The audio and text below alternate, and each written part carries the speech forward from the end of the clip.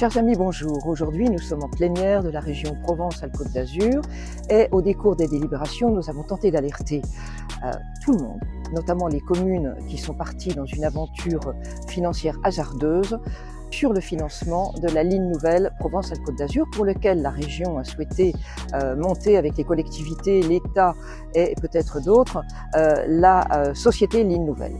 Son bilan est catastrophique. L'avenir est très sombre. Le budget n'est absolument pas sûr ni bouclé et les perspectives sont désastreuses.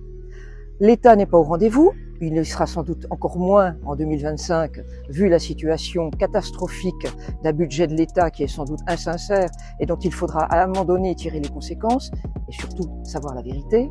L'Europe n'est pas encore au rendez-vous et les 20% attendus, c'est énorme, 20% sur un budget pareil, eh bien se fait attendre avec peu de chances de voir l'intégralité du budget débloqué.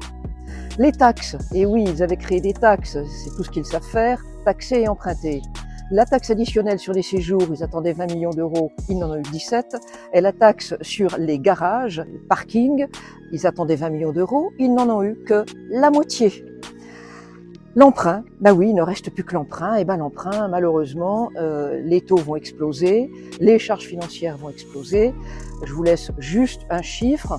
Au conseil d'administration 2022, pour un emprunt à 4,60 sur 30 ans, ils ont évalué que l'augmentation des charges financières serait de 316 millions d'euros. C'est énorme, c'est quasiment 3 fois le manque de budget de la région cette année, 120 millions d'euros, c'est absolument énorme. Malheureusement, Renaud Muselier n'a absolument pas souhaité nous suivre dans cette alerte et il continue, c'est le Titanic, il continue la tête dans le mur et nous alertons vraiment les collectivités membres, faites attention.